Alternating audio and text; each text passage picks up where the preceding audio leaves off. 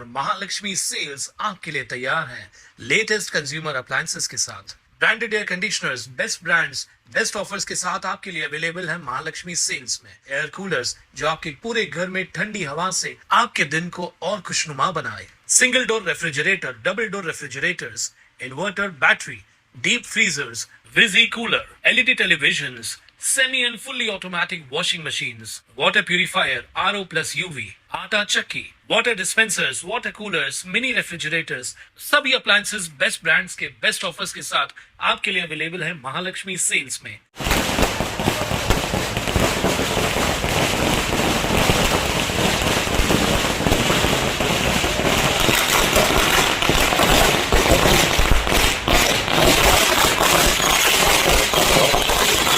कल्याण पूर्वेमध्ये panel क्रमांक 12 मधील शिवसेना भाजप महायुतीचे उमेदवार सचिन पोटे, सरिता निकम, डॉक्टर ऐश्वर्या तांबोळी आणि प्रमोद पिंगळे यांच्यासह महायुतीच्या इतर उमेदवारांच्या प्रचारासाठी खासदार डॉक्टर श्रीकांत शिंदे यांच्या उपस्थितीत भव्य रोड शो काढण्यात आला।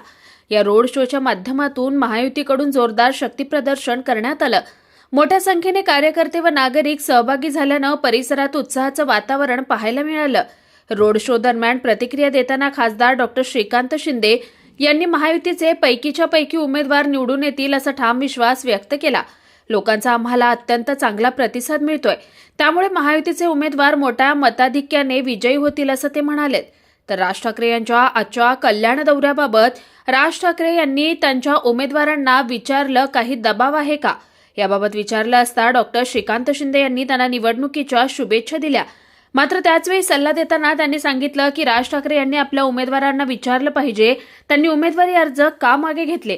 याचवेळी त्यांनी राज ठाकरे आणि उद्धव ठाकरे यांच्यावर खोचक टीका करत म्हटलं की उमेदवाराच्या मागे नेत्यांनी खंबीरपणे उभे राहणं गरजेचं आहे।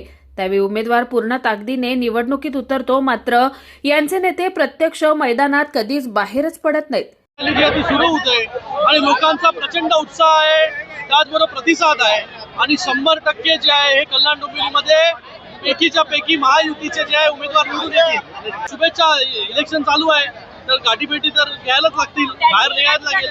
आपण प्रश्न केलाय की म्हणजे जे त्यांचे उमेदवार आहेत त्यांना विचारणा केली की तुमच्यावर कोणते दबाव आहेत का? कसला दबाव? आता मला वाटतं उमेदवारांना विचारलं पाहिजे का माघार घेतली करून।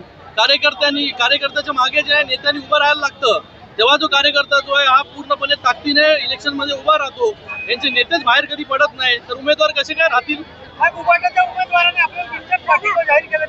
भरपूर लोकांनी उमेदवारांनी जे आहे तो बिनशर्त पाठिंबा जो आहे तो काल पण, आज पण, परवा पण जो आहे तो केलेला आहे। 16 तारखेचं चित्र कसं असेल? अरे असाच चित्र दिसेल तुम्हाला सगळीकडे। कुणाल म्हात्रे, स्वानंद मीडिया, कल्याण। ताज्या घडामोडींसाठी स्वानंद न्यूजला सबस्क्राईब करा आणि बेल आयकॉनवर क्लिक करा।